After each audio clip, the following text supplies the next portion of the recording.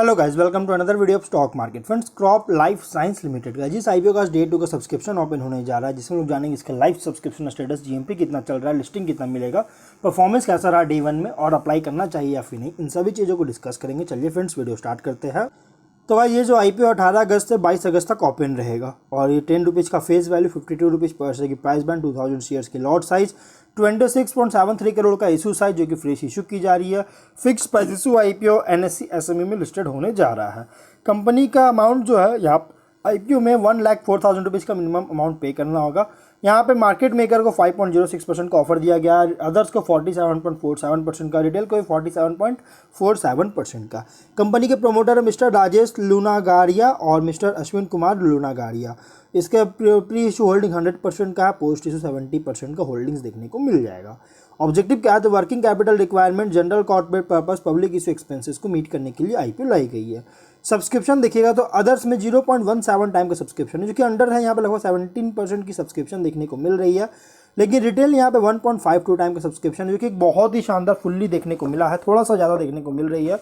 Total है 0.84 times का, मतलब कि 84% की सब्सक्रिप्शन। और डे 1 का सब्सक्रिप्शन है गाइस, अभी डे 3 ओपन हुआ नहीं है, डे 2 भी ओपन नहीं हुआ।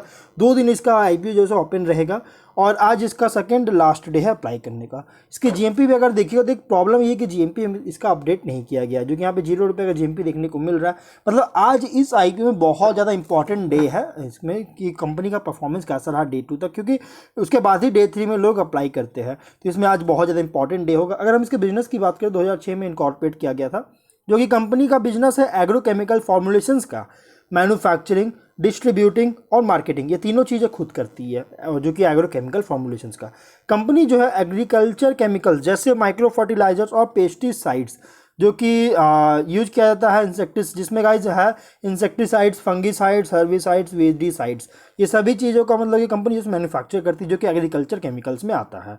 और ये जो है मैन्युफैक्चरिंग यूनिट इसका है जीआईडीसी अंकलेश्वर गुजरात में, जो कि 5831 स्क्वायर मीटर एरिया में फैला हुआ है। कंपनी अपने प्रोडक्ट्स को जो है एक्सपोर्ट भी करती है फॉरेन में, जो कि Indonesia, Bangladesh, Egypt, Myanmar, Vietnam, Sudan और अदर कंट्रीज़ में एक्सपोर्ट करता है। क्रॉप लाइफ साइंस का जो प्रोडक्ट है ये रजिस्टर्ड किया गया है सेंट्रल इंसेक्टिसाइड बोर्ड की तरफ से और अप्रूव किया गया directorate of agriculture government of Gujarat and Gujarat pollution control board की तरफ से, जो है इसको मतलब कि अप्रूव भी किया गया है इसके यूनिट को।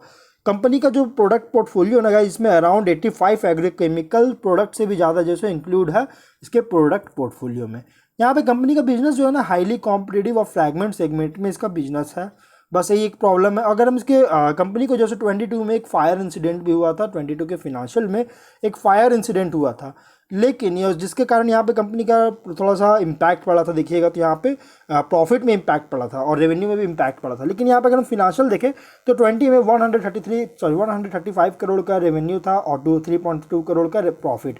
21 में 119 करोड़ का रेवेन्यू था और 3.7 करोड़ का प्रॉफिट। 22 में 102 करोड़ का रेवेन्यू था और 2.8 करोड़ का प्रॉफिट।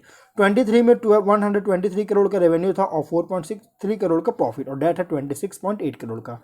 तो कंपनी का यहाँ पे का फिनेंशियल देखिएगा ना, रेवेन्यू और प्रॉफिट, तो 22 में तो डाउन है क्योंकि कंपनी को फायर इंसिडेंट हुआ था, जिसके कारण कंपनी को बहुत ज़्यादा इसके इन्वेंट्रीज वगैरह में लॉसेस हुए थे, प्रॉब्लम आई थी इसको, मतलब कि बहुत ज़्यादा मतलब कि मेजर प्रॉब्लम आया था इसके फायर इंसिडेंट के कारण। कंपनी को बहुत सारा लॉसेस वगैरह हुआ था और परफॉर्मेंस भी कुछ टाइम के लिए बंद कर दिया गया था बिजनेस, जिसके कारण कंपनी का रेवेन्यू प्रॉफिट में बहुत ज़्यादा डाउन है। लेकिन 23 में एक फास्ट मतलब कि रिकवर किया है, मतलब कि कह सकते हैं एक फास्ट तरह से रिकवर करती हुई नज़र आ रही है।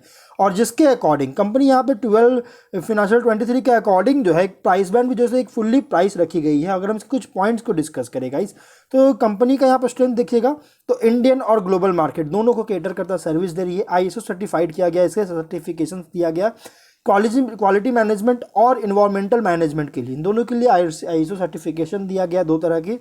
और कंपनी का जो सो नेटवर्क जो है अराउंड 1800 चैनल डिस्ट्रीब्यूटर्स और होलसेल आउटलेट्स का जो है सो इसका मतलब कि नेटवर्क है, जो कि इंडिया के अलग अलग रीजन्स में कवर कर रही है।